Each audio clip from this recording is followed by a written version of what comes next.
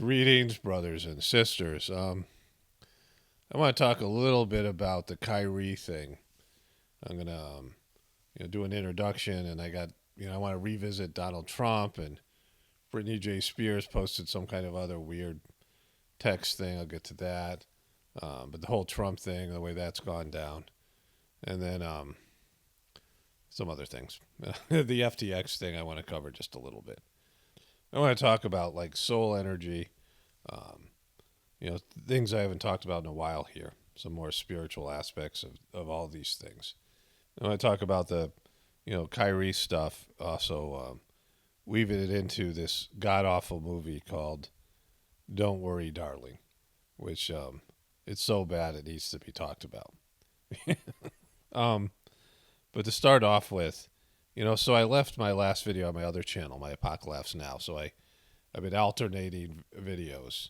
And I started off with the MSNBC report that, mainstream media report that the vaccine companies, the FDA, and the CDC are all looking into the myocarditis side effect, possible heart failure, cardiac arrest, the inflammation of the heart, and then the, subsequent issues that have been happening.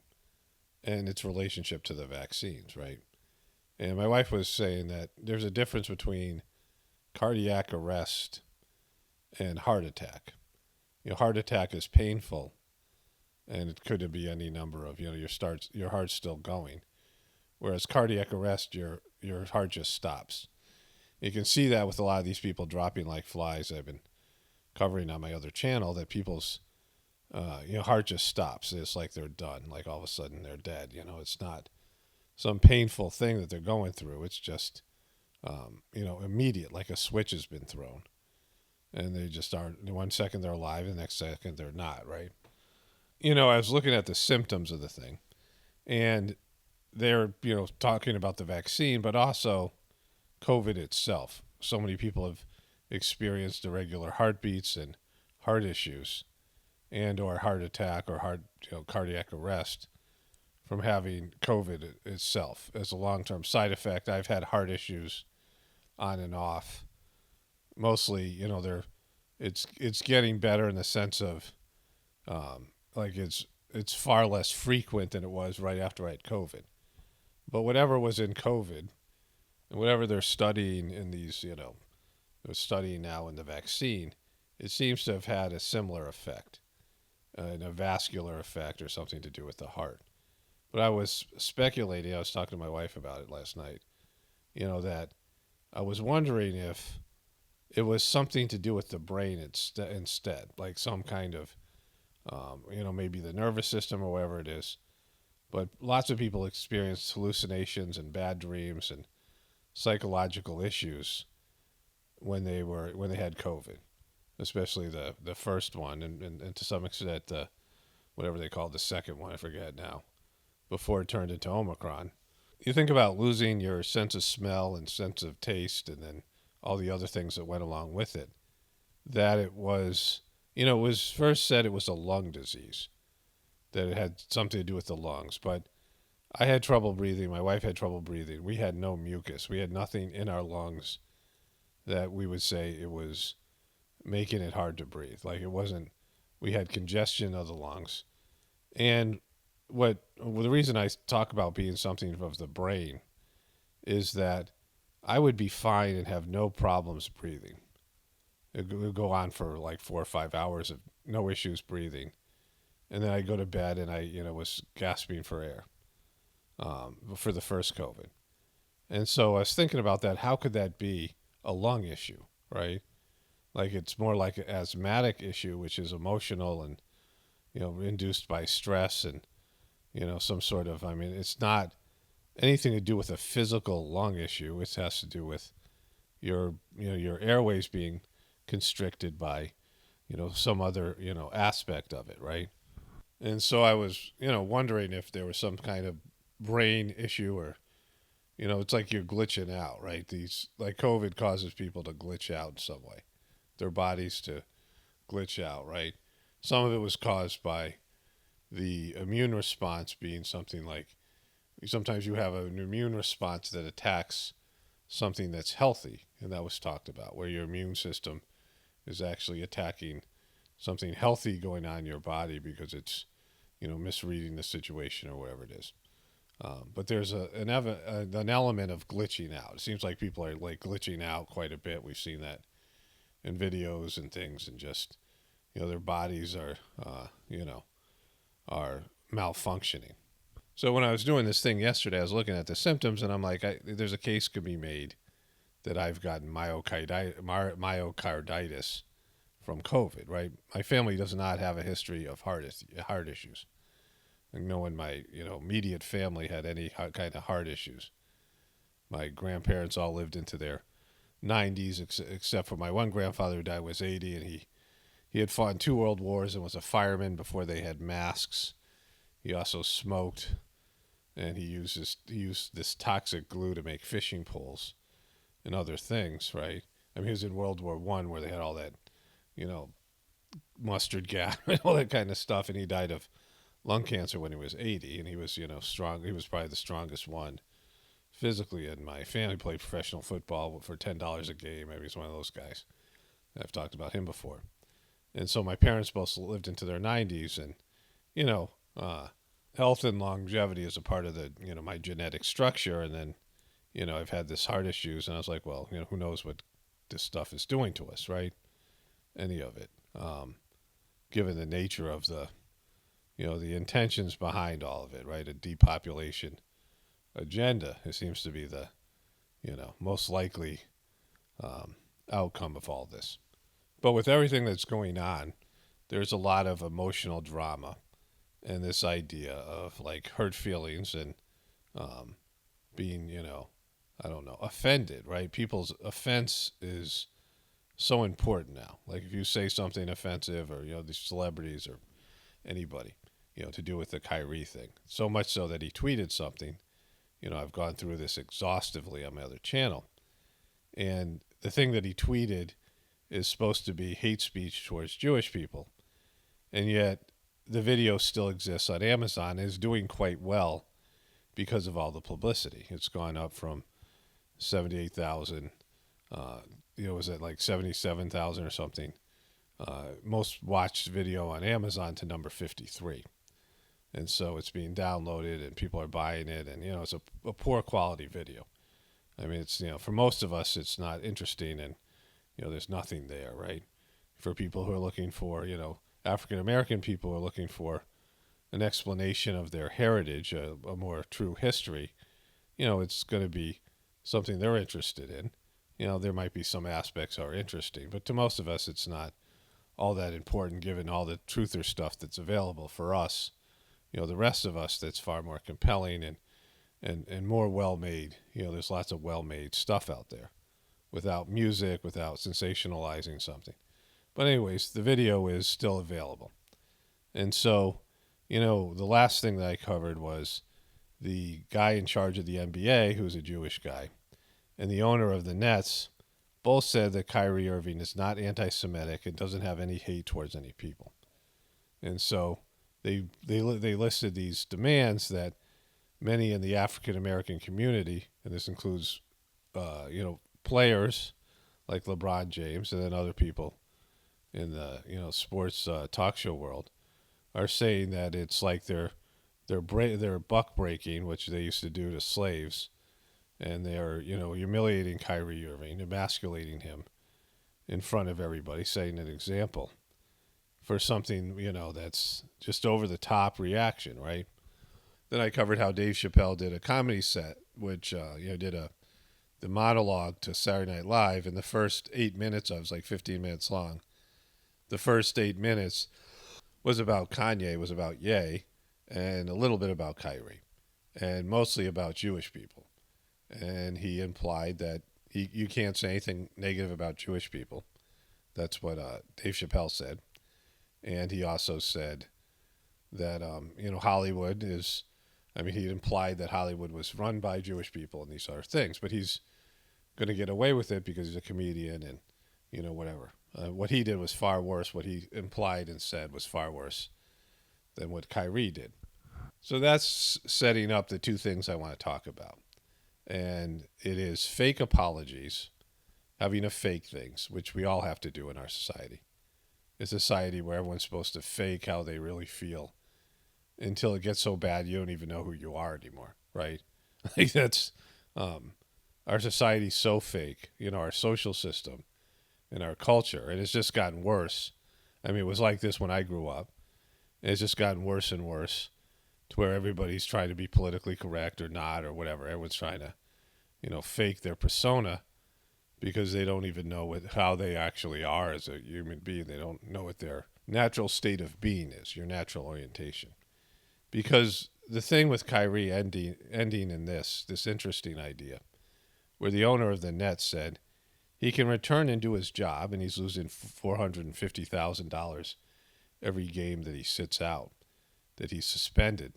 And his suspension is predicated on him demonstrating that he's sorry, right? That he's sorry for something, basically admitting he's wrong. And he doesn't think he did anything wrong, and neither do I. Posting a link to this video, even though it contains maybe some hateful stuff, and they're saying that there's all this hurt in the Jewish community.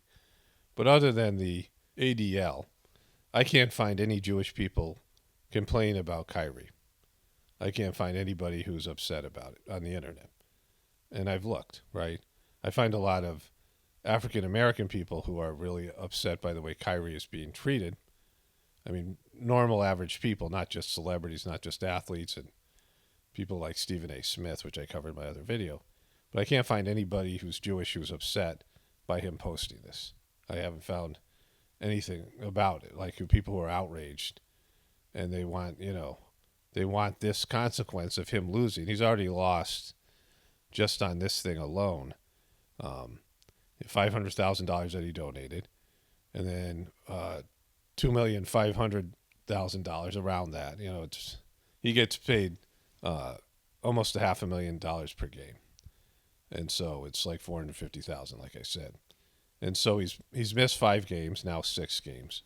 And then in terms of future contracts with other teams, and this also goes back to his not wanting to get vaccinated, where he lost $17 million in salary that year, plus he didn't sign a lucrative max extension, which would have been $250 million. So he could lose as much as $350 million. Dave Chappelle said Kanye lost $1.5 billion in one day. Economic punishments here. Certainly what Ye was saying was much more offensive.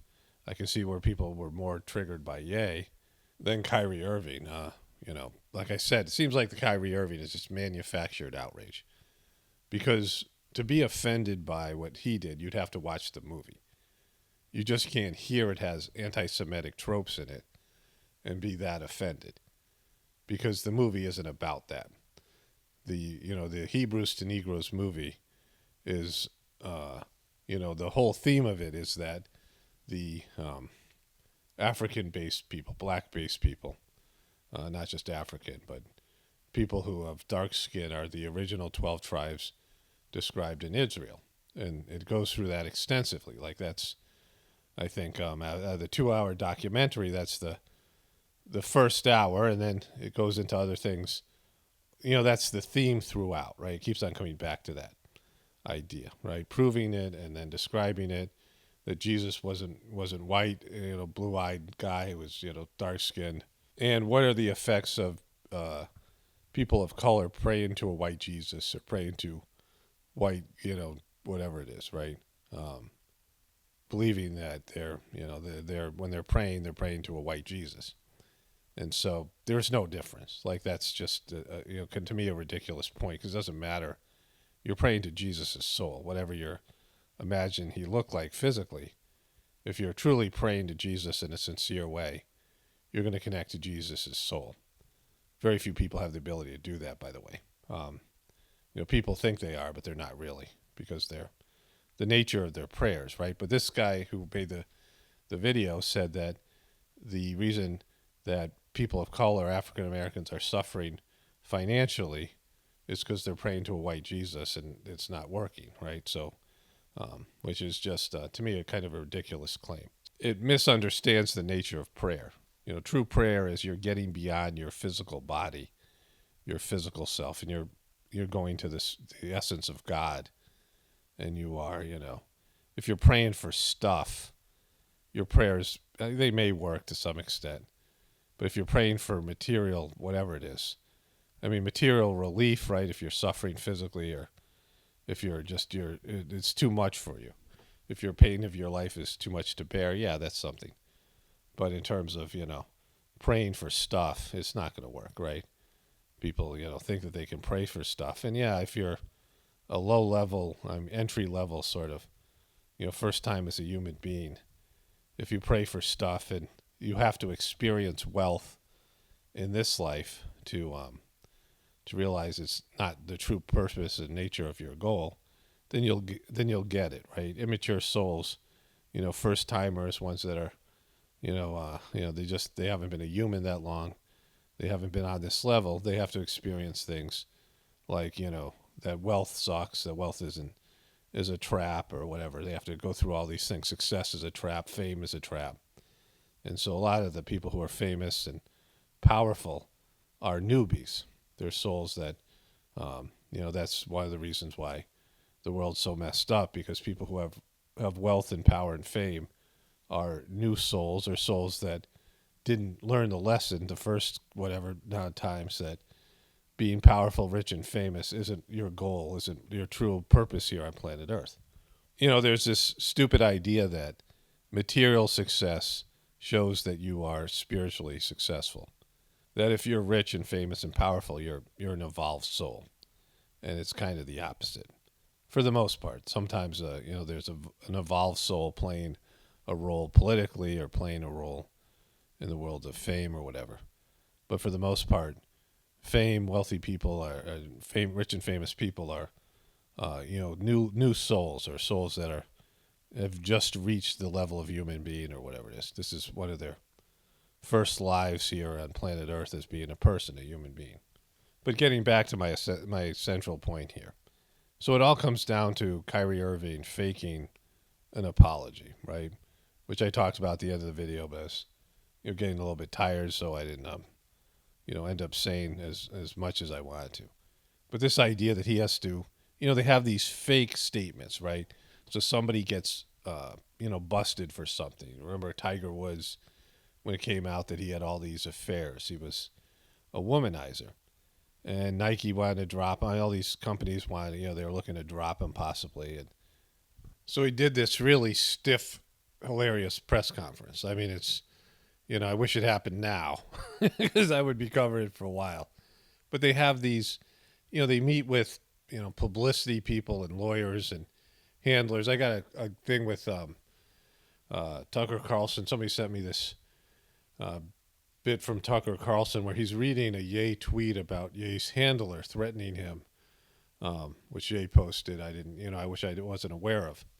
But anyways, all these famous people have teams around them telling them what they can say and what they can't say and what they need to say when something goes awry, when they've done something they screw up. And it doesn't matter whether they screw up or not. It doesn't matter if they're truly sorry. It doesn't matter if they feel like they did something wrong. And they come up with these lawyered up, carefully crafted statements that they don't believe in. And, that's what they're expecting from Kyrie. That Kyrie will somehow get it that he messed up. He'll understand how he messed up and why he messed up, and he's going to come out and apologize for it. And he's not going to do it, right?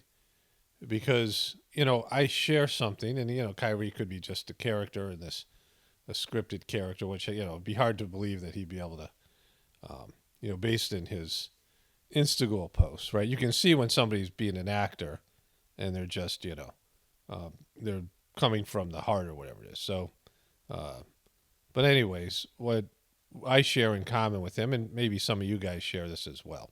A lot of you probably, maybe. I have to really believe in what I'm doing. Like, I could be wrong. I could be deceiving myself. I could be, God could be withholding information so that I'll, continue on doing what I'm doing or whatever. Because as soon as I don't believe in something, I can't do it. Like if I didn't believe in what I'm doing here, I couldn't get up in the morning and do a video, right? I have to believe that what I'm doing is quality and it's what I'm supposed to be doing and it's coming from God, right?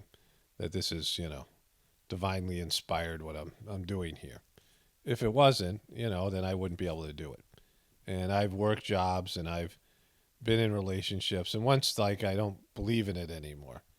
Once I, no longer have faith in what I'm doing or the company I'm working for, or the relationship I'm in, I can't do it. Like it just short circuits my energy level. Like when I was working at that treatment center, I haven't talked about that in a while, but the last treatment center I worked at, when I had a master's degree in counseling, it was a treatment center for sex offenders.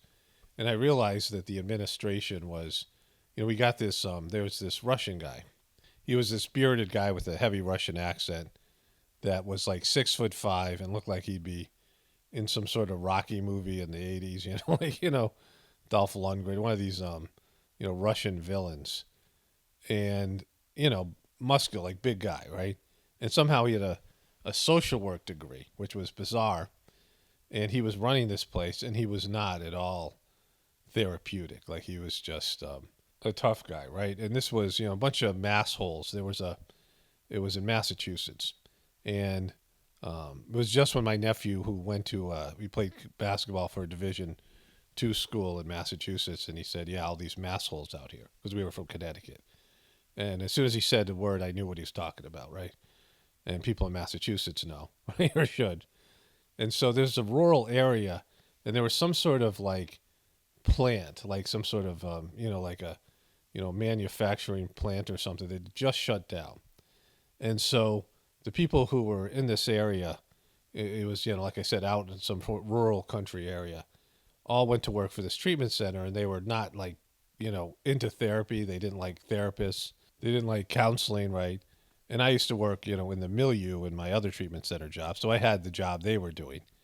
But now that I had graduated, I had my master's degree, and I was sort of like elevated to another level in a different treatment center, but the same kind of a thing.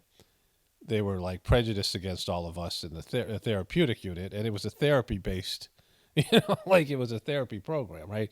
So it was really dysfunctional. But they were on a waiting list because there were so many teenage sex offenders out there, and there were so, not enough treatment centers for them, that there was a waiting list for kids to get in, right? But there was a short period of time where the waiting list went away, and this guy wrote an email, which would have been a whistleblowing type of situation if anybody cared, and they don't. And he said, don't let the kids out until we have someone to fill their bed. And that meant if a kid graduated and did his therapy, and again, this cost $109,000 a year, right? It was, a lot of money to put a kid into one of these places. Sometimes it was a school system paying for it, or, some sort of governmental institution. And you're basically defrauding the government. When a kid's ready to leave, he's graduated from the program, you got to, and plus his constitutional rights. But this guy was saying, not to do that. I mean, there were so many screwed up things there. Everything was like it was a poorly run, dysfunctional place. But something happened when he wrote that, which, was like, I can't believe in what I'm doing here anymore, right? Like I didn't, I was already kind of there already. And from that point on, it was almost like impossible for me to, my family and I were living in a cockroach-infested apartment, it was like a college apartment near Amherst, near UMass, so there was loud people, there was just kids in there and just everything, right? Really depressing time, both, when I came home from work, 6 kids, I mean, just all of it, right? And my ex and all, her stuff, and then going to work at this dysfunctional place. And, it was like my energy level was gone. Like I could barely just make it through a day, just like walking around like some kind of a ghoul, just, no life force, no enthusiasm, no anything. And that's been, over the years, that's been my, my sort of my Achilles heel is not believing or having a goal or having something to believe in, right? And you can see that Kyrie Irving is somebody like that, right? People who have to have a cause, people who have to have, something, they have to believe in what they're doing. And certainly he believes in what he's doing, his journey. He's very passionate about it. His woke journey, it's different from what we're doing, but it's an exploration of trying to find truthful narratives to the lies that we've been told, right? And it's something that's a passion for so many of us, right? And so for him to come out and apologize for something that, he had no bad intentions in doing it, and nobody's saying he did.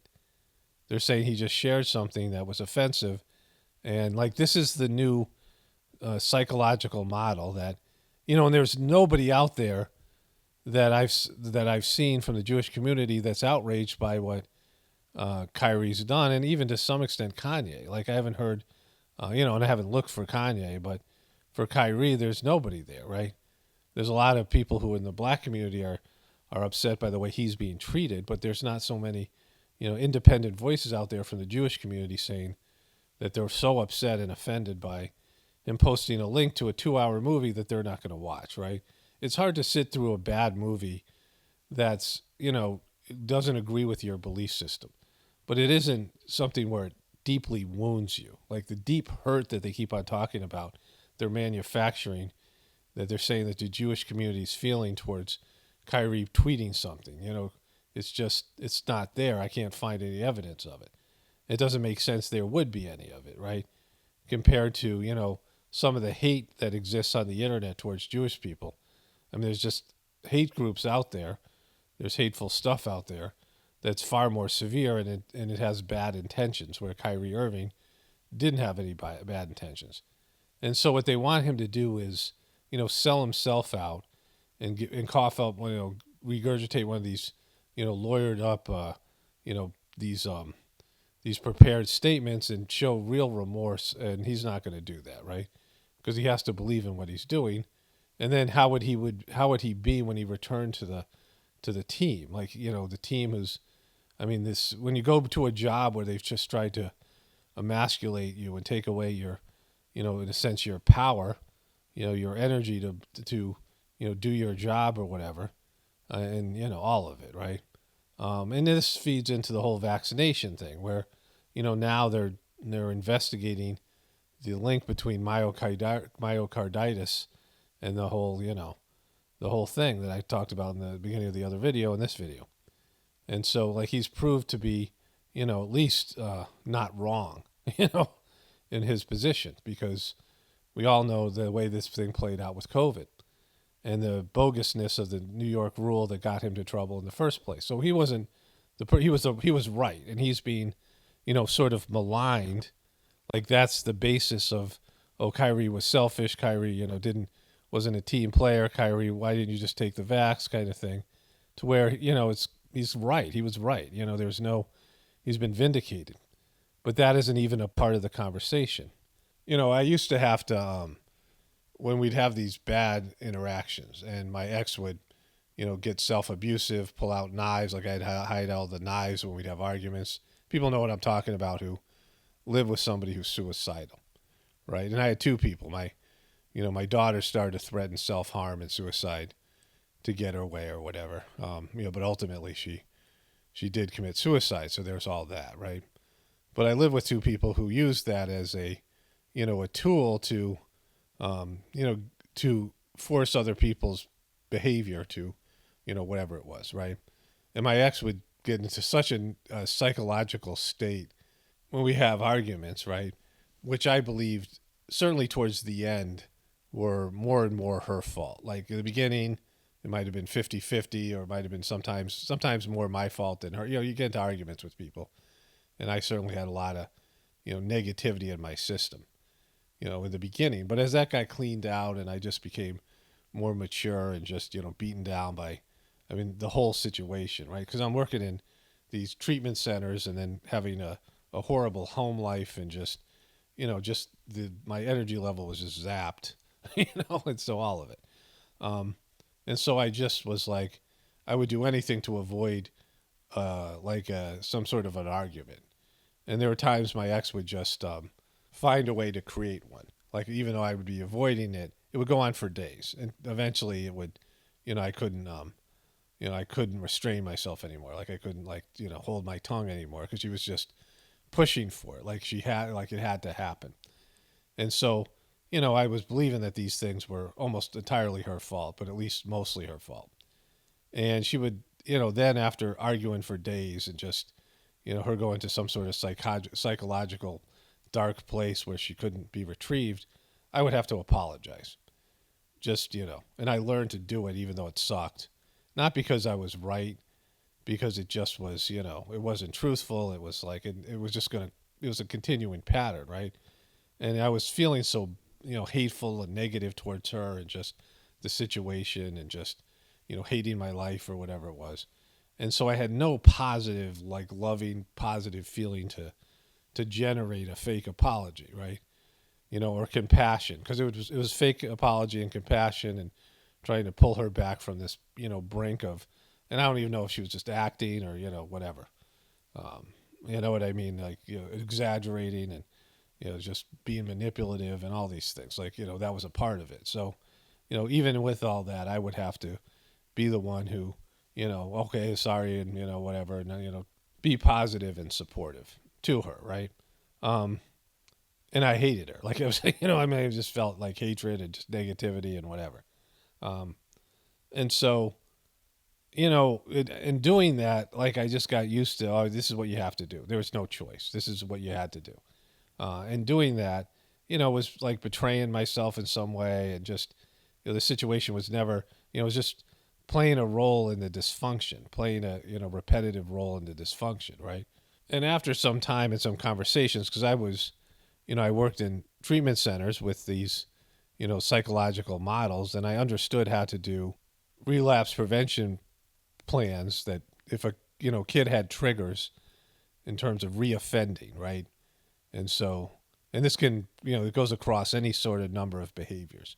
If you have triggers, if you see that there is a pattern of behavior, you can recognize the pattern in its early stages and find ways to exit your cycle, your negative cycle, right?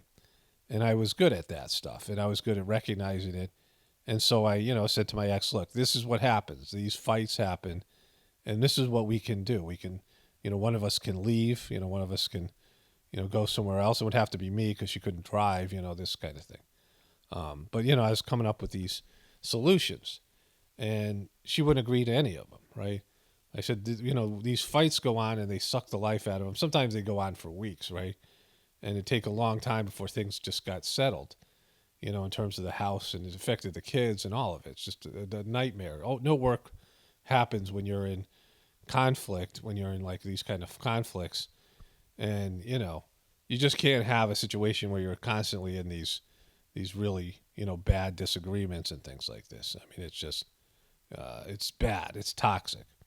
So I came up with these various plans, and she wouldn't agree to any of them. And there were some other conversations, but at some point I realized this is how it's always going to be. Like it's not ever going to get better, right? And from that point on, there was no sense of moving forward with our homestead and our our family goals. And I mean, it was just trying to cope with this, dysfunctional, sucky, life sucking relationship, right? And this person, and I mean, and so when you have to do that consistently, when you have to, once you start apologizing for things that you don't think you did wrong, and you have to, I mean, it's this whole 1984 kind of stuff, right?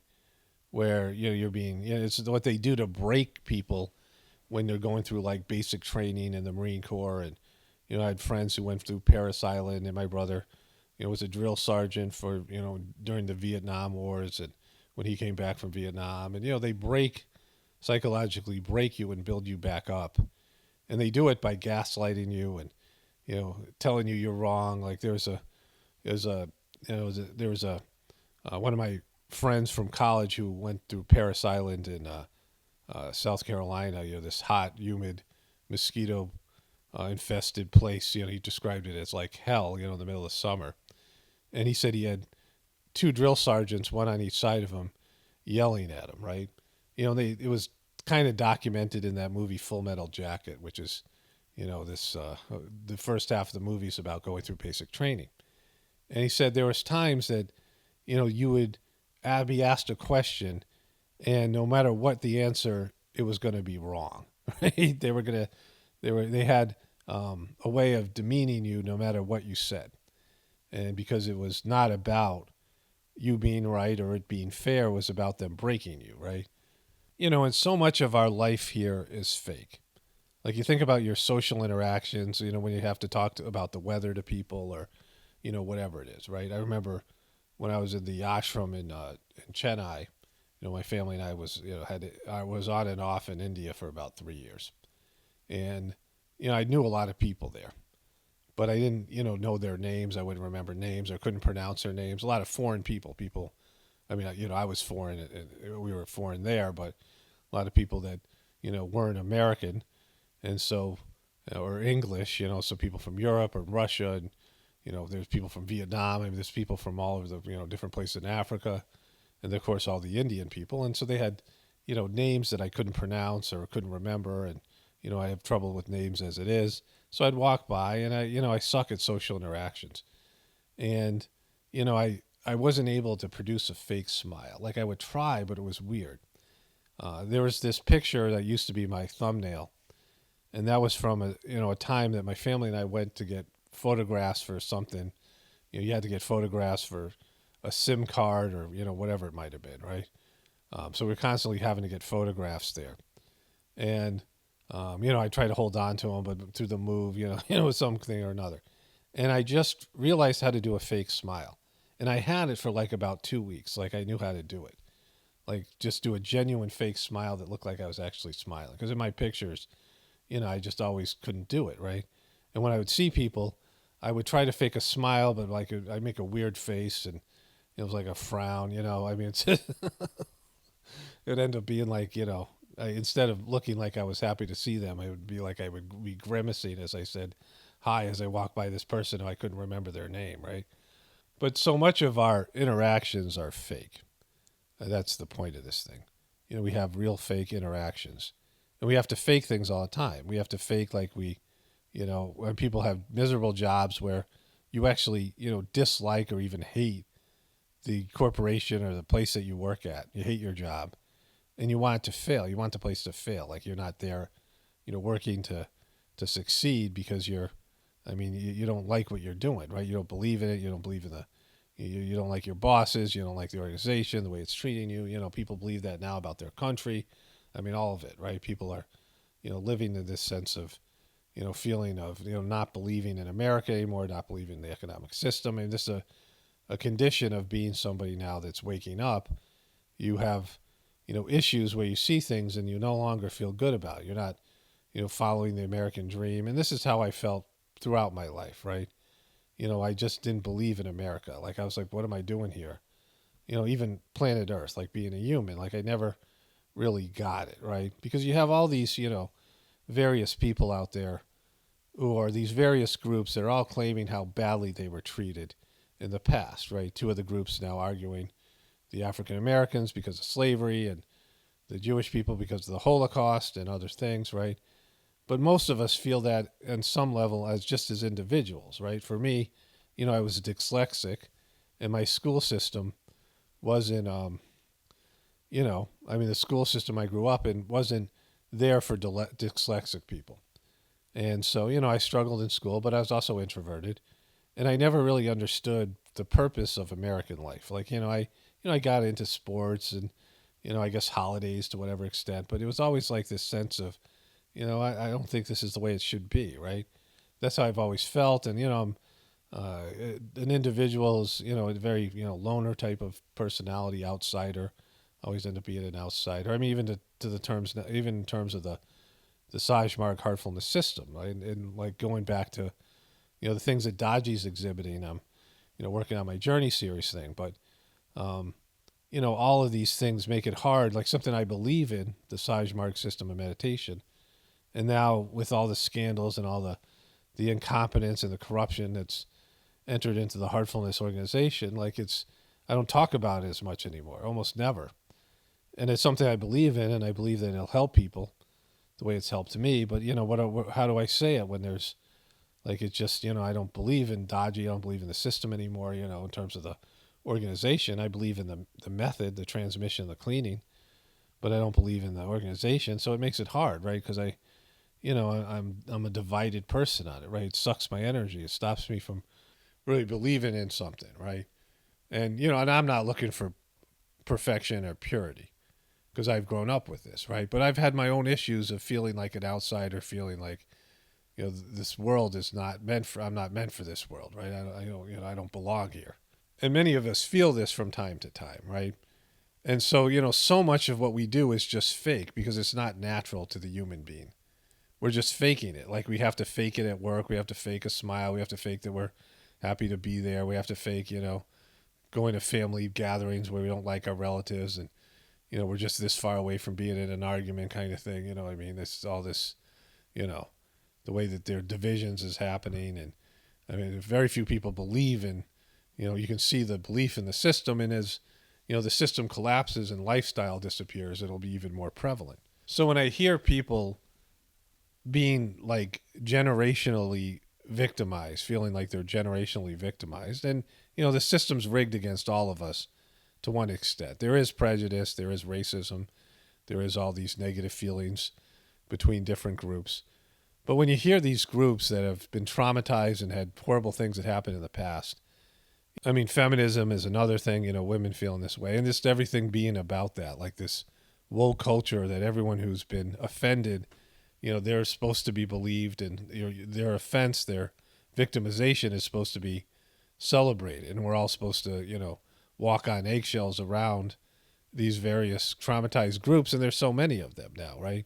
There's all these different protected groups, but we're being ostracized right now, right? Everything about our system is a constant reminder that we don't believe in the official story. And in the official story, we're considered crazy, paranoid, conspiracy theorists, like this negative term. It's a prejudicial term, like it's it's not racist, but it's like along those lines. And we're being ostracized and, demonized at every turn, right? And then we have to listen to all these other groups have these, it's just this sense of like we're all responsible for historical wrongs that have been done. If you factor in past lives, right? Maybe, I was a Native American or a black person in a previous life, right? And, these people who are upset about it were slave owners in the past. Like you never know what the dynamics were and things that happened historically because many of us were around when these things were happening. I mean, there are things that have continued on, stereotypes and things that have continued on, and, cultural, structural things that have continued on, but, you don't know what your role was in these previous existences, in previous time periods.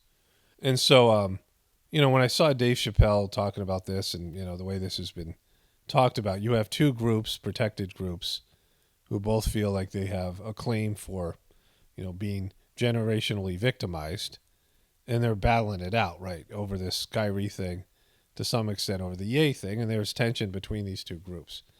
My wife and I on Saturday, we watched this movie, Don't Worry, Darling. And if you remember it, Olivia, whatever her name is, Olivia, from, that show, How Wild is it? From House, was directing the movie. And so there was all this drama that I saw play out on page 6. And I didn't pay attention to it at first because, I wasn't interested in it. But it kept on coming back up. And so I ended up covering it on this channel and the other channel because it was drama that was ultimately promoting this horrible movie. So she was directing it. She was a first-time director. And Shia LaBeouf got Me Too'd. And she said she fired him.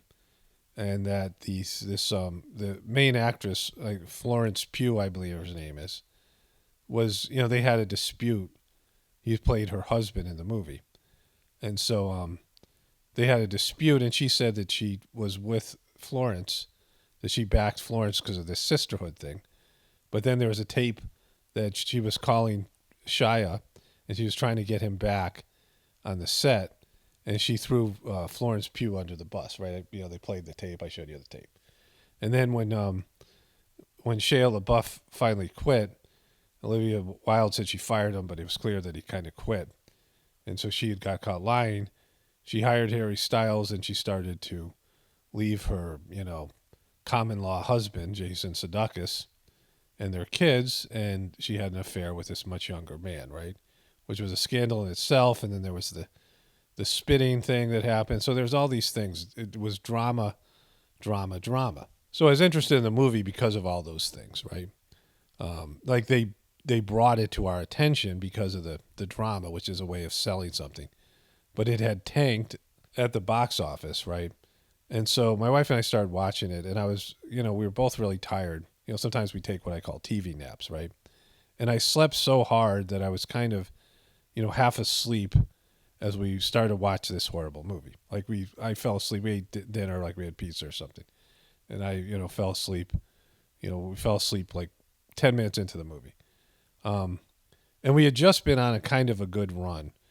We watched this TV show, Collateral List, on Amazon, and it was surprisingly good. I don't like, war movies, but this had a solid conspiracy in it, and it was just well done. And then we watched the final season of Better Call Saul, which is, the Breaking Bad. I would probably never watch it again because it was just so intense and just really hard to watch, hard to get through.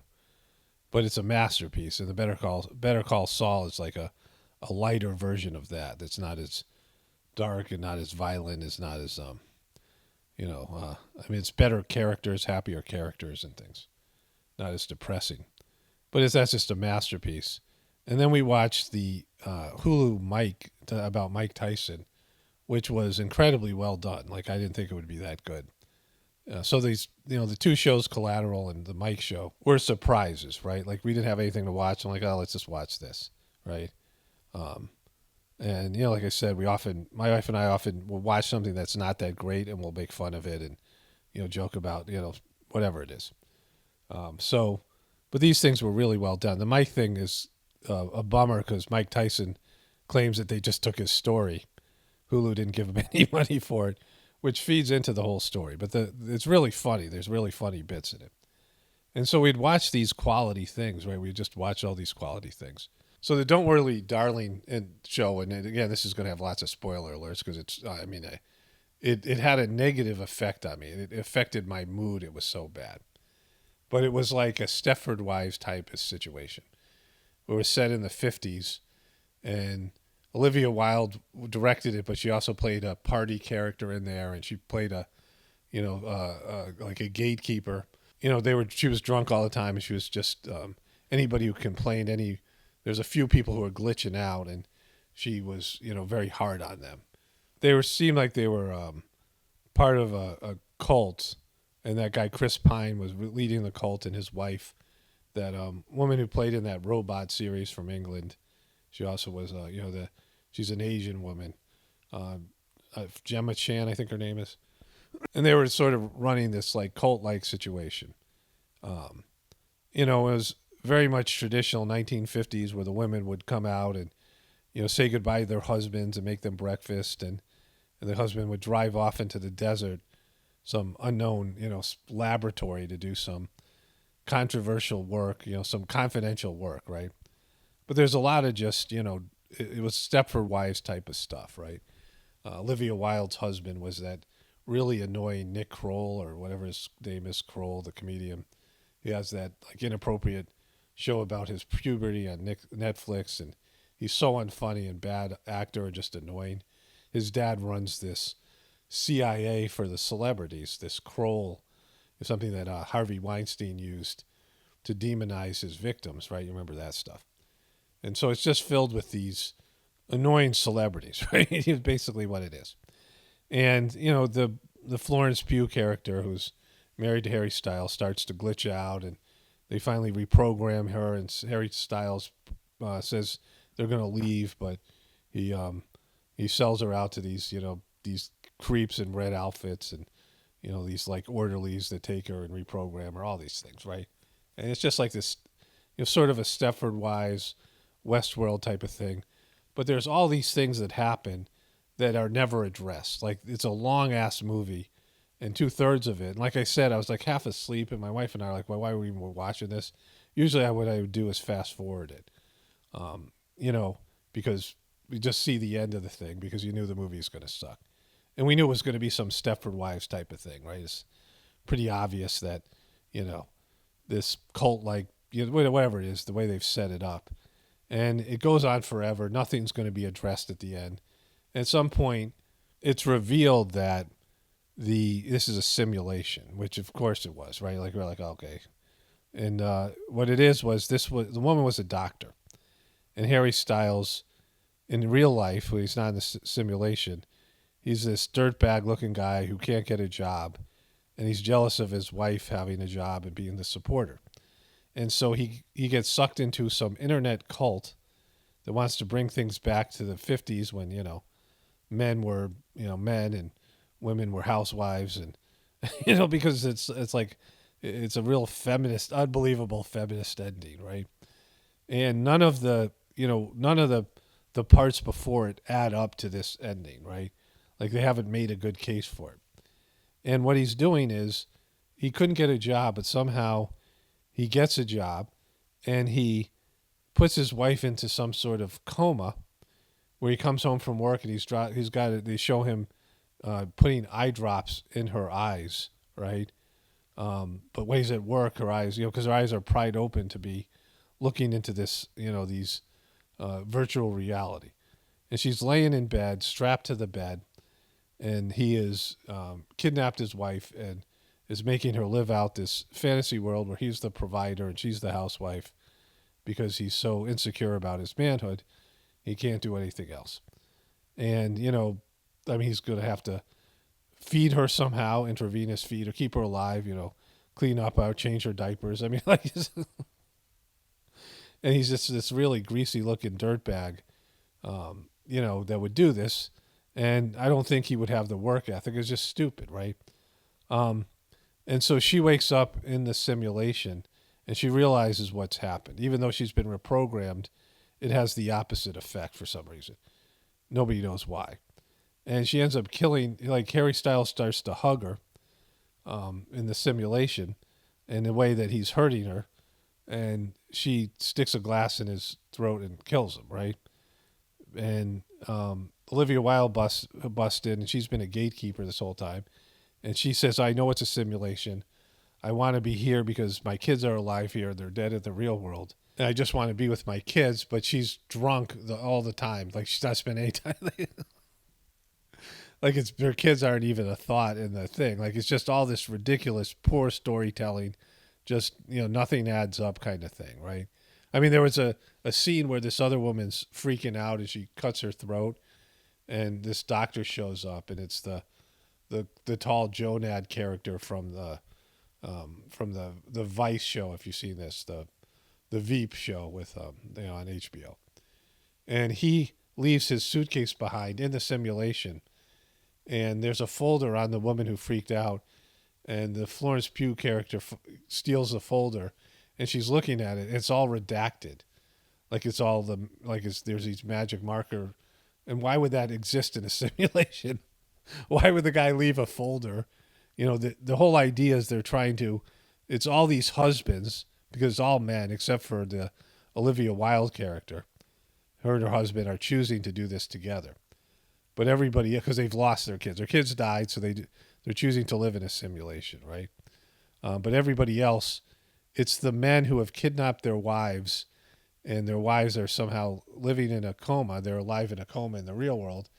And the men are keeping them alive and living in this fantasy where, the women are, basically Stepford wives. Like, it's just, so it's a long way to crap all over men. Like, they went a long way to boop on men, right? Like, it's a horrible, it's just another way of this, feminist agenda, this whole thing. Everybody's, a victim, and, how bad men are. And, we get it, right? We don't have to put it in every movie. We get it, We understand that you feel like the world has been rigged against you because you're women, or you're in this protected group or that protected group, and men are responsible, or whatever, as white men particularly, and or this group, or heterosexuals, or whatever it is, right? Cisgender, whatever it is. I mean, it's just this idea that there's a group of people out there, and of course there's the shadow government, the people with money people, but there's one group of people that's responsible for the crappiness of this world, and everyone gets to complain endlessly without taking any personal responsibility to make the world a better place or for your life. Like I said, I'm a fringe person. I'm as fringe as they come, right? I don't fit in really anywhere. I don't have a people. I don't have a group. I don't have whatever. And I'm not, whining about it like I've been victimized, right? I understand that this is, the best case, the best situation for me to evolve spiritually, even with the, some of the traumatic events I've been through and the 18 years of a, horrible relationship and then being blamed and ostracized in my, the one organization I believe in, only to find out that the leader of the organization has like fallen and lost his way, and he's crapping out and crapping all over something that the one thing I believe in, right? I mean, it all sucks, like, you have to eat shit in this world, right? Everybody eats boop, everybody has to eat boop in this world. Like, it just happens. Nobody gets a free pass, and the farther along you are spiritually, the more boop you have to eat, right? It's just the way it is. To evolve spiritually, to move forward on the spiritual, your spiritual journey, your life is going to be pretty sucky here on planet Earth. And the more sensitive you are, the more awake you are, the more conscious you are. And so this Florence Pugh character is then told by Olivia Wilde that if you die in the simulation, you die in the real world for some reason. And they're coming to kill her because she's killed her husband, and she needs to get out of there.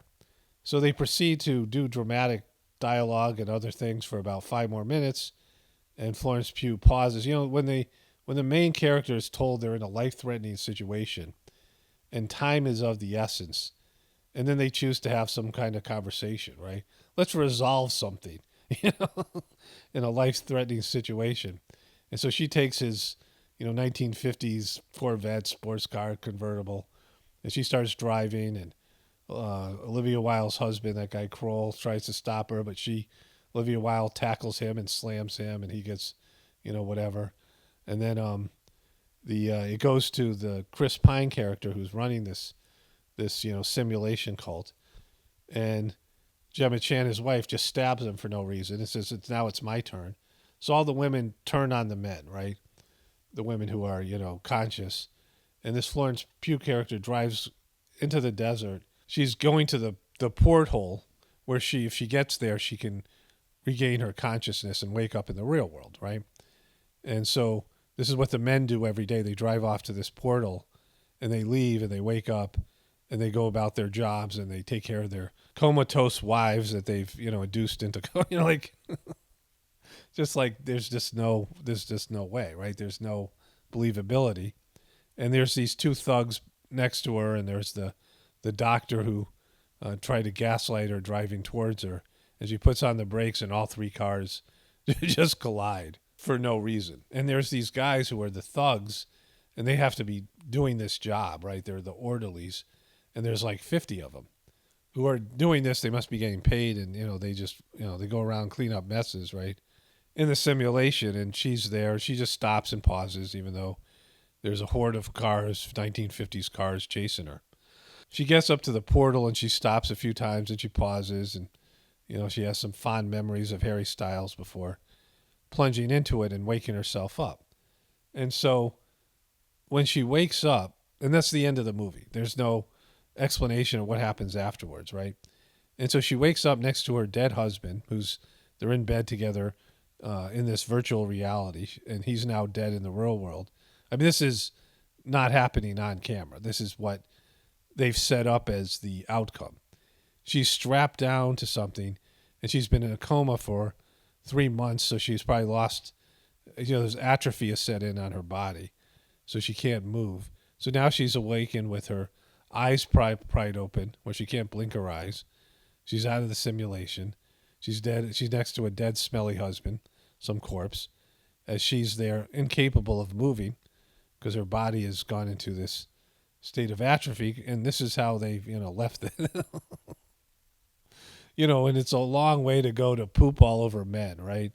Like, I mean, just this movie that, has been done better, right? Like, I liked it the first time when I saw it when it was called The Stepford Wives, or The Stepford Wives 2, or Westworld even, I'm saying this because I've reached a level of, aversion, like I've lost any sort of tolerance for people claiming to be offended and diving into their victim story as a group or individuals, right?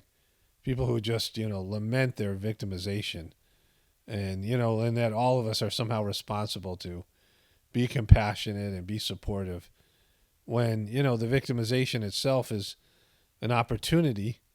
The wrongs that are committed to you is an opportunity to grow spiritually and take responsibility for your life and do something differently, right? So I'm just tired of it, right? I'm just tired of the whole thing, all of it.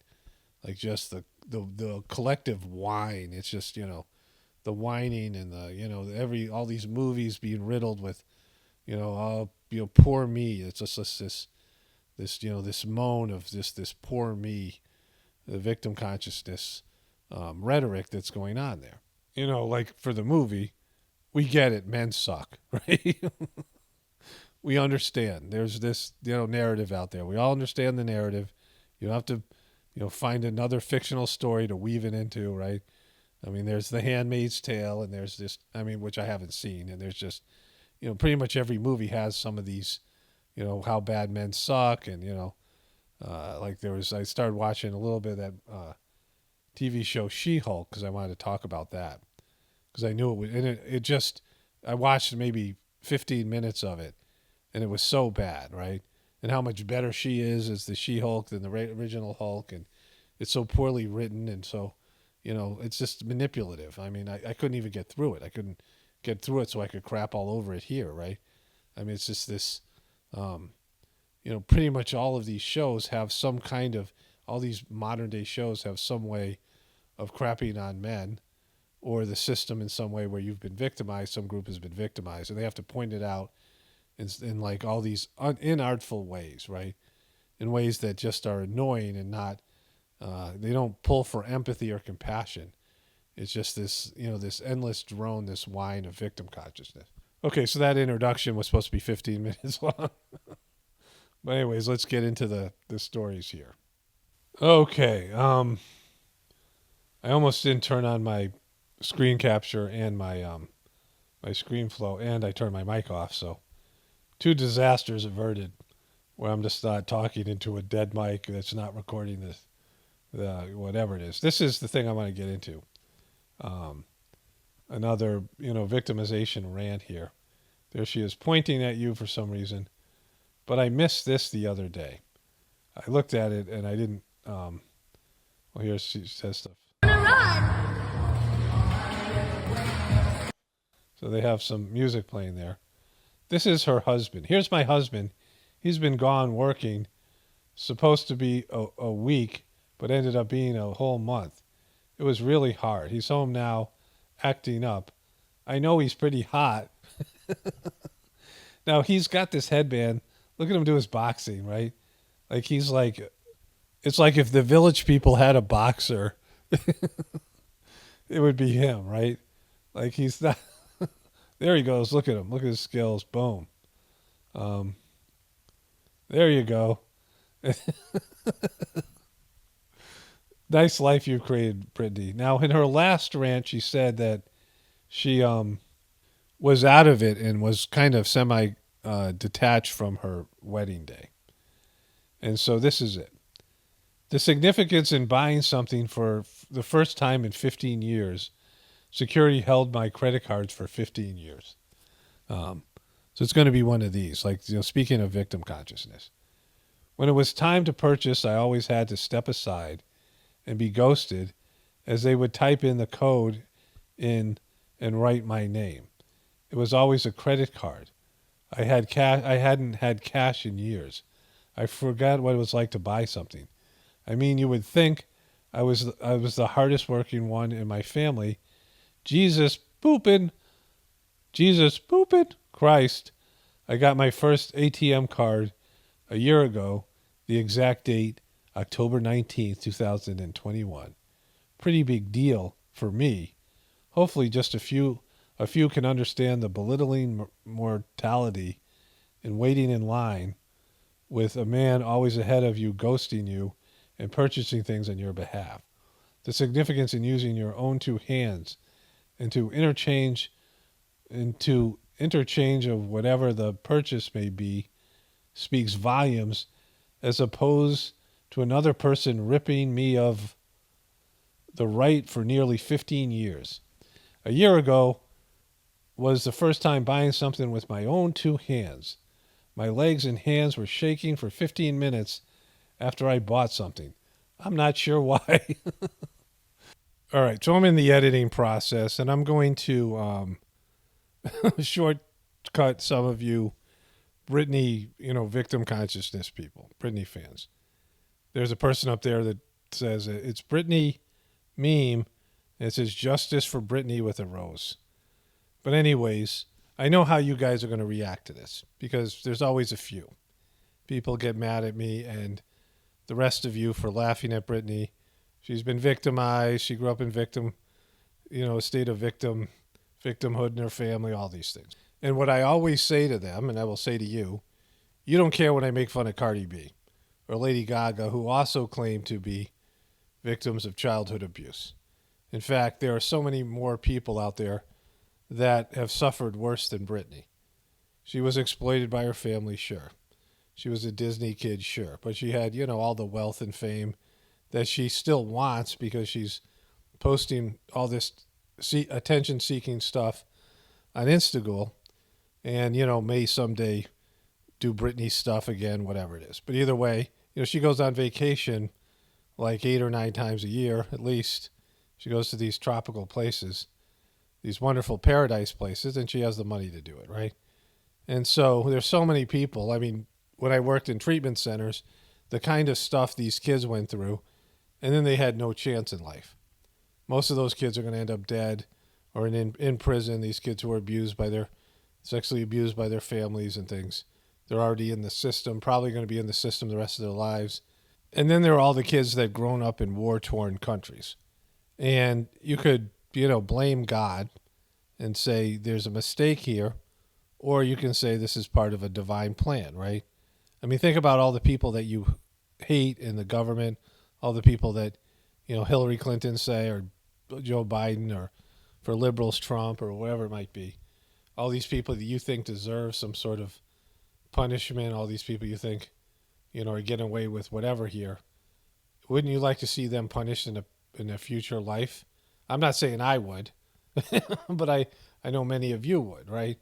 And so we don't know how this all plays out because we're limited to what we experience here on planet Earth. We don't see the future, what happens to souls after they live, or what happened before in their past existence. And, at some point it's just a leap of faith to say that there is justice on a divine level and we don't need to concern ourselves about all of that, right?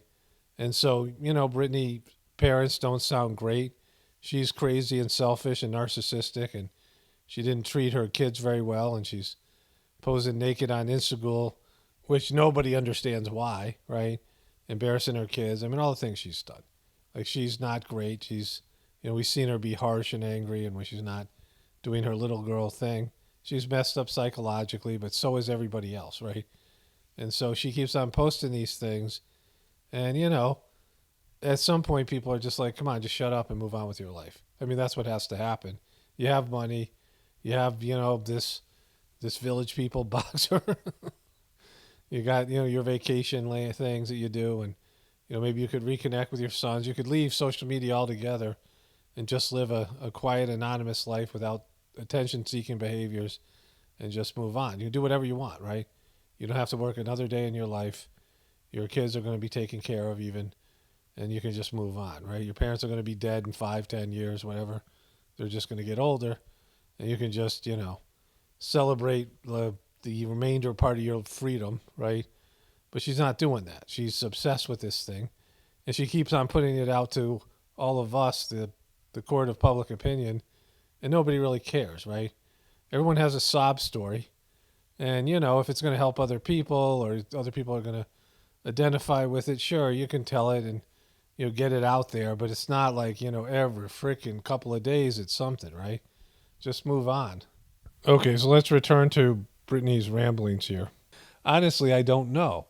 How dare a state of nation of any sort grant any man or woman the right to use my possessions in my name. Guess it's not that big of a deal. I mean, it felt like my dad was trying to kill me. I've spoken about it several times, have proof and witnesses of what he did.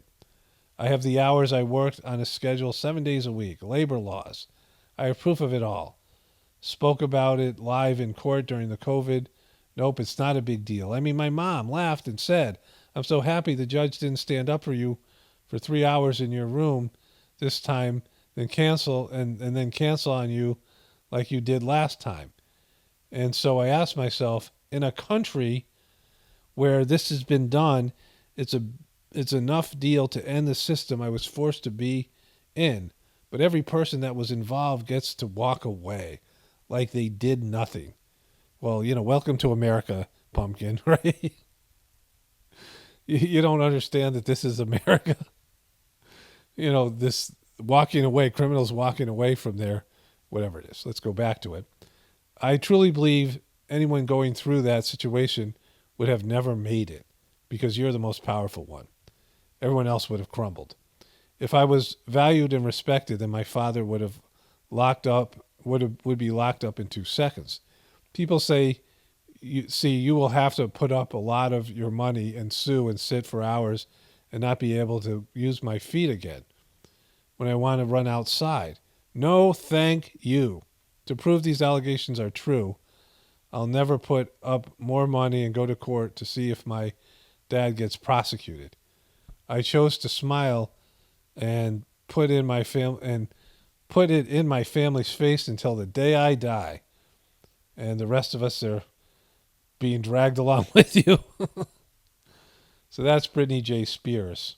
Okay, so I want to get into Donald J. Trump here because, the people in the left media are celebrating his demise and his, Donald J. Trump did this to himself, starting with the Operation Warp Speed, but even before that, the way he got punked on COVID.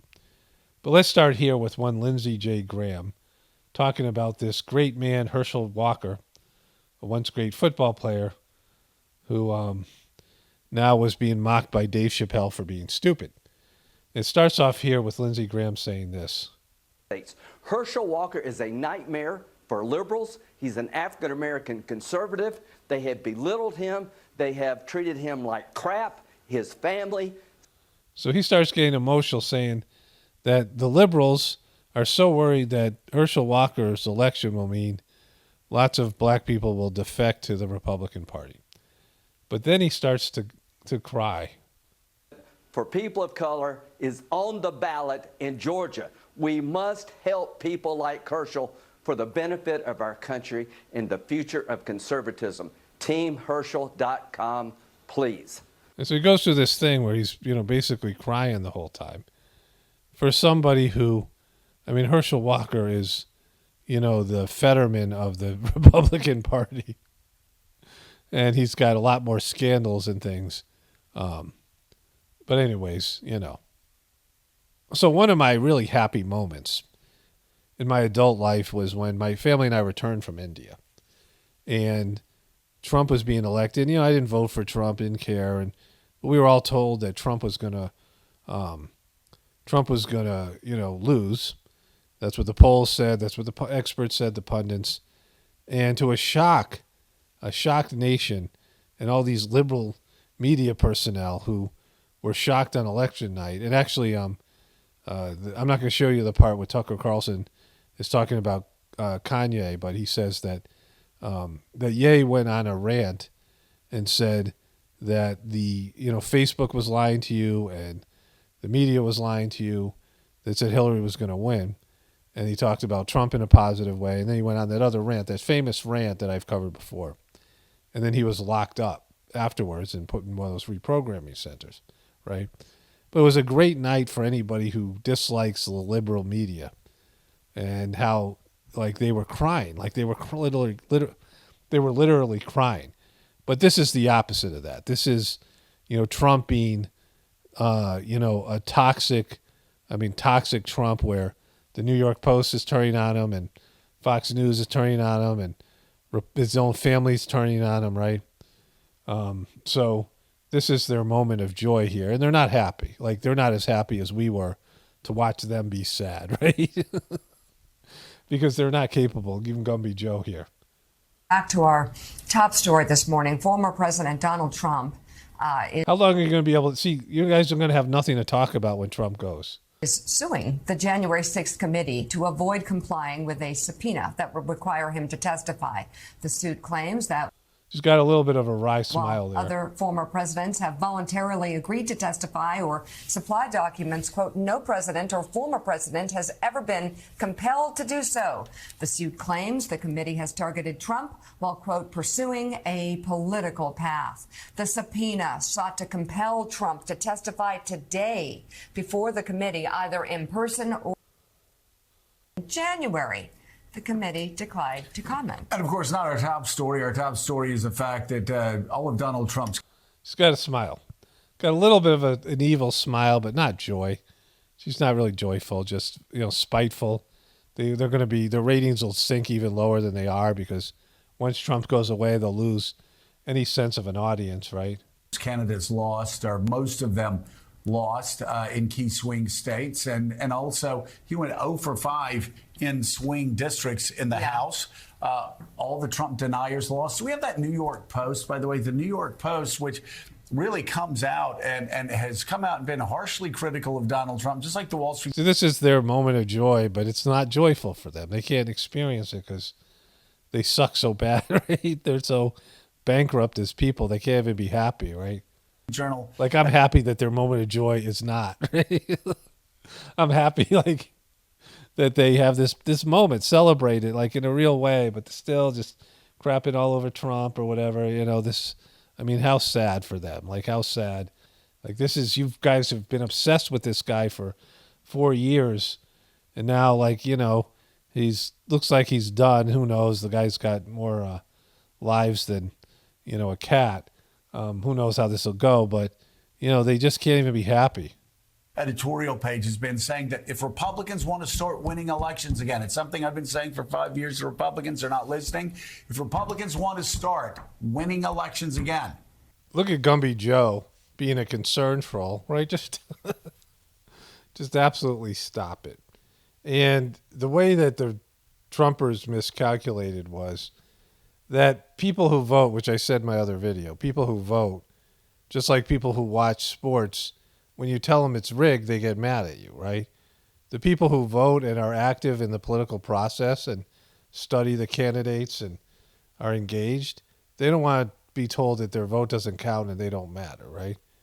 They don't want to be told that it's all rigged because they're into it. Just like people who believe in, professional wrestling, they don't, And, some of them are like, all right, it's just entertainment, that's fine.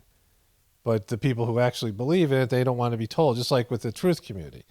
And so you drastically get rid of especially like independent people, you get rid of a large portion of your voter base. Plus, if you keep on saying things are rigged, the Democrats did it too.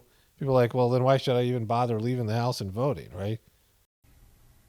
They need to move forward and leave Donald Trump in the rearview mirror. This is the front page of the New York Post.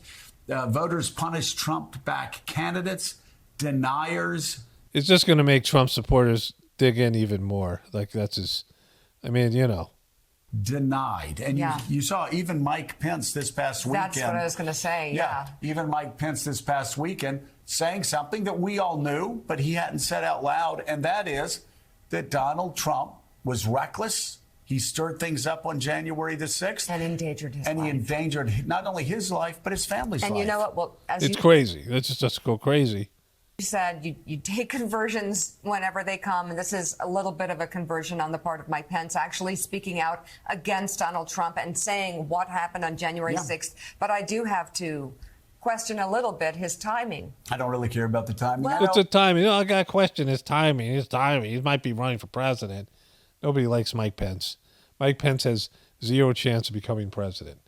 A lot of people do. I'm saying the more people that jump That's right. in and tell the truth Just right after now, the midterms. the better it is So here it for is. America.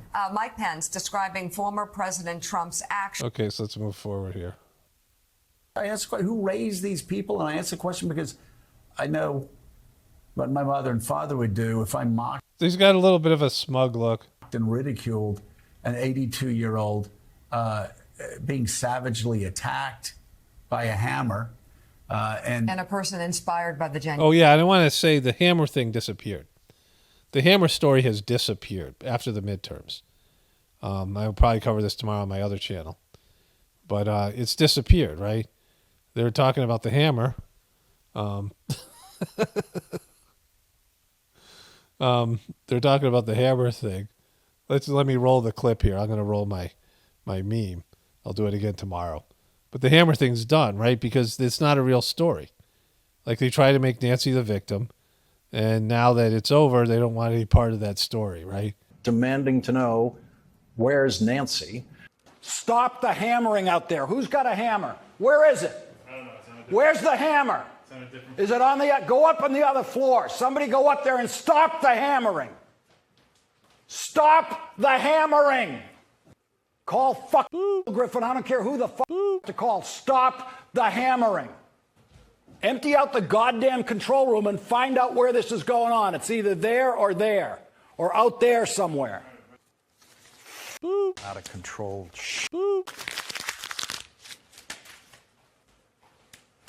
Jesus Christ. Crazy sound coming in my ear. This stupid hammering. I told you why I wanted those words cut. It just sucks. It sucks to be out here with this out of control Any thing can come into my ear at any moment. These things. How do you say this guy's last name? Demanding to know, where's Nancy? The best that they can do is be concern trolls. But the vast majority of races are decided. Biden and the Democrats outperform most recent incumbent presidents, including Obama and Clinton, in similar midterms. Candidates tied to Trump and his brand of MAGA big lie politics repeatedly did worse than more old school Republicans. And a Republican Party that's publicly loyal to Trump in extreme terms, as we've all experienced for the last 5 years, is suddenly quite clearly saying the obvious. Trump dragged that party down and fanned extreme. No way. Did it? Is that the obvious? Insurrection adjacent politics that made the GOP really blow it in what was a big opportunity. Part of the problem, I don't think there's any question in my mind, that hurt Republicans all over, is Donald Trump. Some were also Donald Trump. He hurt them all over. knuckleheads with strange beliefs and closets full of problems. Many of these remarkably weak candidates came courtesy of Donald Trump. There's a very high correlation between MAGA candidates and big losses. This guy's got a little bit of a Gumby do there. He's working the Gumby too, not as much as Gumby Joe. MAGA candidates and big losses. A true leader understands that it's time to step off the stage. Going into 2024, look at even the Republicans are going to be looking for candidates who are focused on winning, not just making a point or settling a score. We have a tremendous opportunity. Okay, so they're pushing all this stuff here. Clear rejection of Trumpism this week. And that goes from Fox hosts to veteran party leaders like Paul Ryan. You know, Joe Biden, 60% of people in the swing states said they don't want Jojo Magoo running either. And so this is your being obsessed with Trump, right? What are you guys going to run with if Trump doesn't run, right? Or if Trump isn't the candidate? What are you guys going to do? What are you guys going to do with your time if Trump ends up, because if he doesn't run to 2024, he's done. He's too old and, you know, I mean, he's kind of done already. What are you guys going to do? Like, what are you guys going to do for content? You have nothing else, right? You've been made into this one thing, which is talking about Trump, and everything's Trump's fault. Joining me now is someone who knows Donald Trump better than most people, his former personal attorney, Michael Cohen. Michael is the host. A fixer. This guy was a criminal fixer for Donald Trump. He would fix Donald Trump's problems, like paying off a a former porn star or current porn star his own personal money, so she would sign an agreement to say that she didn't have sex with Donald Trump, and she ended up violating the agreement and identifying Trump's boop on Jimmy Kimmel. Jimmy Kimmel brought out a variety of orange mushrooms because Jimmy Kimmel is obsessed with Trump and wants to know what his boop looks like. Like all that stuff happened, right? Like that was some of the stuff that happened that we forgot about. Of the very important Mea Culpa podcast. It's really interesting. I've had a chance to be on it a few times. He's got a podcast. He's the author of Revenge, How Donald Trump Weaponized the He's got a book. Department of Justice Against His Critics, and Disloyal, a memoir, the true story of the former president. He's got 2 books. He went from a fixer and one of Trump's stooges that everybody hated, including this guy who's his, to where he turned on Trump and Trump turned on him, and now he's out there shilling podcasts and books on MSNBC. Personal attorney to President Donald J. Trump. There's a lot. Donald J. Trump. There, my friend. Thanks for coming in person, by the way. Good to see you. Thanks for bothering me on a Sunday. Yeah, well, he didn't have anything better to do, right? Like he's, this is what he does now. There's a lot to unpack, including do you believe he's going to declare that he's going to run for president on Tuesday? You've generally not thought that's going to happen. And there are people around him who seem to be advising him, both in public and privately, to not do this. But he says he's going to do it. Now, that would include both his daughter and his son-in-law. Boom. Both of them. As well as a host of other people. I've always maintained... Because running has not been good for Jared and Ivanka. Well, it wouldn't be good for them. It's been actually excellent for them. I mean, yes. He pulled down $600 million, $2.5 billion from the Saudis. Right. They've done very well from their time in the White House. One of the things also, and I've maintained even on your show, that I believe that Jared is the mole. And I would find it very interesting if, in fact... Jared's the mole. Jared is betraying his father-in-law. Who would think such a thing about Jared? How dare you besmirch Jared's good name? Donald somehow managed to get back into the White House. Could you imagine if you have an FBI informant as a senior advisor to the president? So there are many reasons. What makes you think that? Well, because there's just too much information that's out there right now that only somebody within this circle of trust would actually know. For example, where these top secret documents are. But they're not even the important part anymore. The important thing that I've talked to you about this. What's the important thing? Break it down for us, you former fixer. A lot. Donald's not going to run. There is no benefit. And I listen to these pundits talk about how if he declares his candidacy, then all of these legal issues go away. They do not. Just because you announce that you want to run for the president doesn't turn around and it doesn't stop Tish James's case in the Attorney General. Okay, so that's Donald J. Trump's, right? And Trump was a disaster. I mean, now with his narrative and his the way he went after the sanctimonious, right? He's been a disaster. Like his last year of office, the whole COVID year, the whole election, and then, the way that they've been obsessed with him. I mean, it's just better if he goes away. These guys say they want him to go away, but I'd like to see their content without Trump. And I'd like to see their platforms without Trump, right? At this point, who knows? I don't really care, right? It's all just a boop show. I'm an island boy just trying to make it. Just island boys. So I wish I could find the whole thing. But, they did it. They tattooed themselves. They went all in for this. So I did find it. I'm in the editing process. And if you search for Island Boy mockers or probably Island Boy imitators, there was a contest. There's an old lady who did it. I mean, it just proves that pretty much anybody can imitate the Island Boys. I mean, they have to put on a little makeup and whatever. But in terms of their Island Boys, pretty much everyone can do it. It wasn't as fun as I thought it would be. It got kind of annoying after about the third one. Miami's Heat home arena will get a new name after FTX collapse. I was going to put this in my video yesterday, but so long. And so I covered this before. The FTX thing, I only kind of barely know about it. My wife was telling me stuff about it. People sent me something. Some guy had some bogus crypto scam where he apparently, did like a Ponzi scheme kind of pump and dump, where he stole his users' money. And, this is like, I think, billions of dollars of fraud here. He donated a ton of money to Democratic candidates, and he's going to get away with it, just like Britney Spears said. But he put enough money into the Miami Heat's arena that it was named FTX, right? Was a part of its name, and now they have to sell their, arena's name to some other corporation. Okay, so somebody sent me this, and because of the title, I just didn't think I would be interested, and I know it was about Ye. But I was only kind of halfway listening to it and doing other things, but then I heard this one part. Harley Pasternak was apparently Kanye's handler, and he was involved after he had the so-called meltdown where he, was saying, Jay-Z, don't send killers at my head. Jay-Z, don't send killers at my head, bro. I showed you that before. That's where he was hospitalized and came out blind and all that stuff.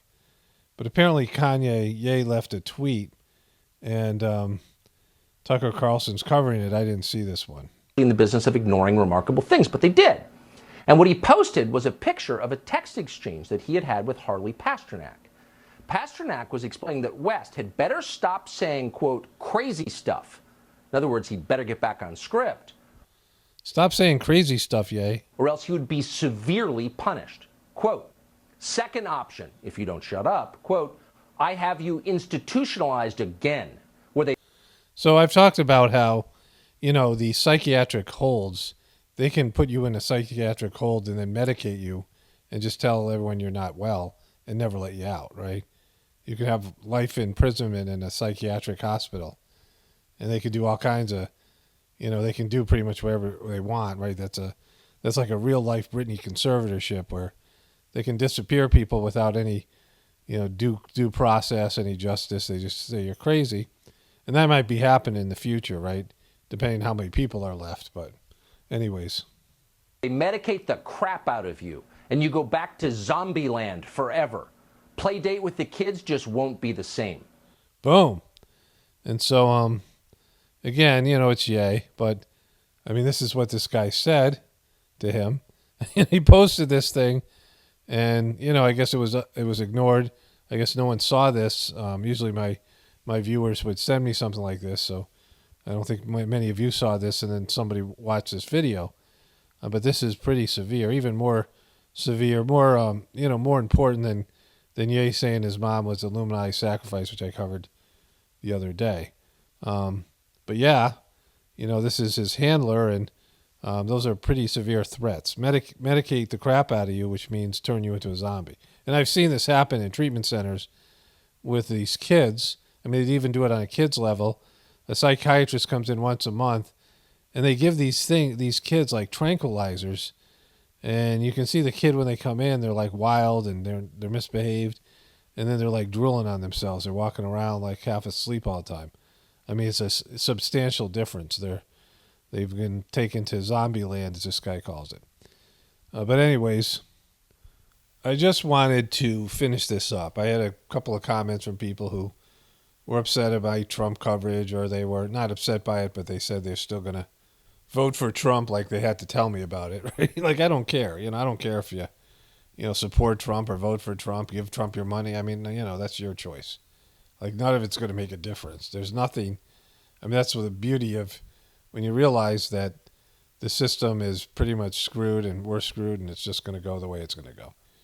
You don't have to worry about, like, what other people do or what happens, because there's just one way this thing ends. There's different variations of that ending, but, that's important, and it's the way that we handle it. But in terms of the events themselves, nothing's going to change anything. But the thing about the Trump thing, the way Trump went out is because he was never sincere. Like, he was playing that part of this, rebel candidate, a truth teller that was going to buck the system. But he's so selfish and narcissistic, he would never be that, right? Like he'd say anything. He's a salesman, and he sold you. He sold people. And it's kind of sad because, people got so excited about it and they thought there was a chance. It was kind of evil what he did to you. Some of you guys will never be able to admit to it either, right? And that's kind of sad in itself. But what's even worse on the other side, I mean, that's bad. Like what Trump did is bad.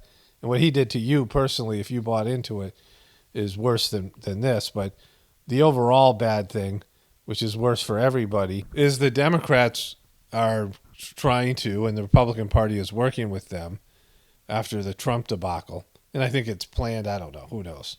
I mean, certainly it was part of it. Trump was part of it, the overall plan. But what they're trying to do now is to get candidates that suck so bad on either side, it doesn't really matter, right? Moderate candidates, because Trump was represented by extremists, by the extreme right of the Republican Party. Like he embraced that. And it wasn't enough to, when you go extreme, you usually don't have a majority. But there's so much more passion behind Trump. It's the same thing with Bernie Sanders. Bernie Sanders is extreme left. And the Democratic Party canceled Bernie twice, even though he would have won the primary. So you can win the primary going full left or going full right, because that's where all the passion is. So you can win the primary, you just can't win an election, because most people want moderate candidates, and they don't want one extreme or the other. The people in the middle, which is a good portion of the people, the majority, are not too far left or not too far right. And so with Trump being done the way they just did him, and Trump playing into it, the Republicans are now going to try to go for center of the road that only talk about conservative issues. And the Democrats have already, constrained that part of their party, the liberal part. No liberal will ever win the Democratic nomination. So you're going to have candidates that no one's going to have any passion. No one's going to, nobody loves the Democratic candidates other than Bernie, who they got rid of. There's no passion behind them. There's no, people really want what they're saying. They just, all right, I'll pick this guy. I'll pinch my nose and I'll pick this guy, right? Or I'll pull the lever for this woman or whatever it is, right? They'll just, no one's passionate about it. It's just, you don't want to vote for the other side and you feel like you got to vote or whatever. But you'll see that the passion will go out of the debates, and they'll just be, no one's going to pay attention. No one's going to watch the news. I mean, CNN and MSNBC are done. Like, they're just going to be needing public funding, like governmental funding, to keep on going, because no one's going to watch without Trump. And it's just, he was the driving force. He was the, protagonist or antagonist, whatever you thought, whatever your perspective was, where the action was created. Like, Trump created all the drama. He created all the storylines. And now with him gone, the news is going to suck worse. I mean, he's not gone yet, but if he's, been disappeared, if the Republicans and the conservative papers and all the people are out there, a lot of the Trump supporters have, bailed on him. It's just not, and he didn't do a good job. I mean, you can't deceive yourself and believe that he did a good job, because he didn't. He was a disaster. Because the country moves so extremely to the right. That's why they'll never put Bernie Sanders in. Because if Bernie Sanders won, it moves extremely to the left. When Trump was president, the country moved to the left. All the energy, all the anger, all the change movement was on the left, right? All the power, because the right was like, all right, Trump will take care of us, right? The right people went to sleep, and they got into the whole battle with anti-hate Trumpers, and the political movement, the social movement was all on the left. If Bernie was president, it would be the opposite, right? All the movement would be on the right, because we'd have a socialist president, and the people on the right would just go ballistic, and they would motivate to make sure that our country didn't go in a socialist direction. That's why neither party wants an extremist, and it doesn't benefit them, because, they just want to split the loot between them, right? And that's why the Republicans were never in for Trump, because although Trump wasn't a real truth teller, he was somebody who was off script a lot, and, whatever. But it's going to, end an era where you're going to see everything get way suckier than it was. And not sucky funny, not sucky, okay, I can tune into them. It's just sucky, like life sucking. Like I was saying about that movie, like that movie I was talking about in the beginning, Don't Worry, Darling, or whatever it was so like it just, again, I was like half asleep and I should have fast forwarded. Most of the movie just was worthless. Had no, none of the things they brought up got resolved. But the condition of the movie left you in a bad mood, right? I mean, a lot of what they're putting out there is just like that, and it's not quality. It's it just has some stupid political agenda that's based in lies and victim consciousness, and that's what it's going to be, right? You're going to see like things are just going to get suckier, is what I'm saying. Only spirituality will save this world. It's Paul Ravano, definitely pointing from the Apocalypse and the Ascension. Everyone have a blessed day and be grateful.